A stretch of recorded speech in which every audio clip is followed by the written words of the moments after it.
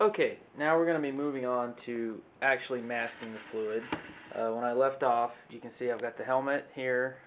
Let me back up. The helmet, it's got the metallic undercoat and some clear coat, more metallic, clear coat, metallic, clear coat. What I use for masking fluid is masking fluid. Winsor Newton watercolor art masking fluid. There's a couple different materials that you can use for this. I know I've heard people use toothpaste, I've heard people use mustard, rubber cement. I use the masking fluid for one big reason. It's a fluid. That's really the big thing. When I paint it on, I can have some control over it and I can try to get the right edge patterns. One thing I've seen with some weathering is it comes out looking kind of blobby. I know a lot of attempts I do, it doesn't look like it's chipped metal. And in order to do that, you have to get the right kind of edge to it. There's nothing really good I can tell you.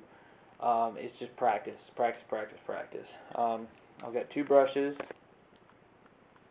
They haven't been used for latex before. If you've ever worked with this stuff, you end up ruining a lot of brushes, or at least I do. I haven't found anything that's really good for getting that off. I am wearing latex gloves again, just so that when I handle the helmet, I'm not putting any oils or skin on it. Some good things I can recommend for when you're trying to do it. One, you don't have to plan out where every bit of battle damage is going to be. Let the helmet tell you where it's going to be. But it is a good idea to have a rough concept in your head or a drawing. A couple things I like to do kind of prior to is I get an idea of where I want damage. Like I know my armor's based around I got the crap beat out of me by a Trandoshan. So that's why you can see on my armor here claw marks. Claw marks are pretty prevalent from the Trandoshan's claws. So there's going to be a claw mark coming across sort of the face along this area here and down, and it's going to cut across this part of the brow here and a little bit here. Now, where exactly is it going to come out? I don't know.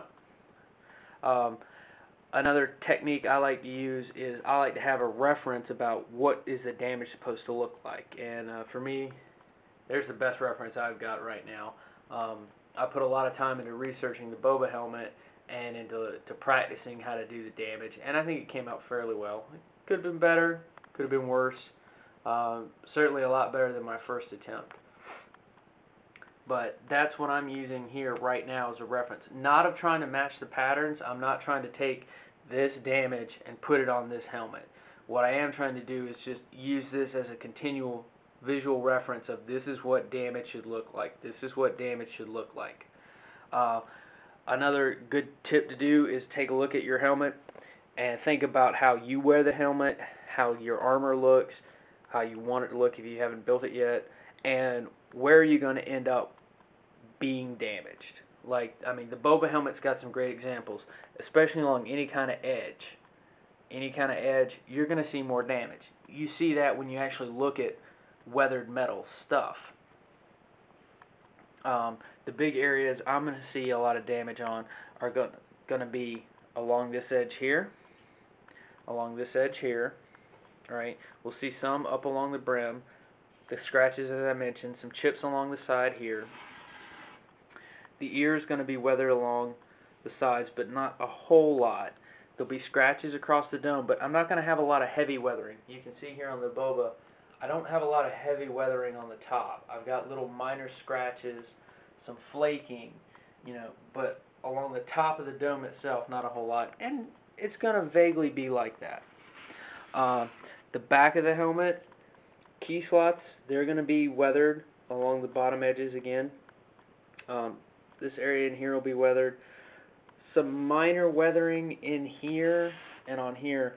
One area that I don't really care for on the Boba helmet is that this area is just torn to shreds. Probably not going to do that. Just some minor damage, scratches, light work. I especially want to keep this section of the helmet relatively clear because of what I'm doing with my armor, in that I'll have Mandoa text written there. And then on the ear cap here, good place for weathering, good place for weathering along in here. really it's going to be just kind of following along with how I feel the helmet should be. This is one area, especially when you're doing a custom, you can afford to get artsy. So, now that I explained what the goal is, my battery's about to die, so I've got to go change the batteries in my camera. But then I'll come back and we'll do some examples of how I tend to paint it on that hopefully will give a good effect.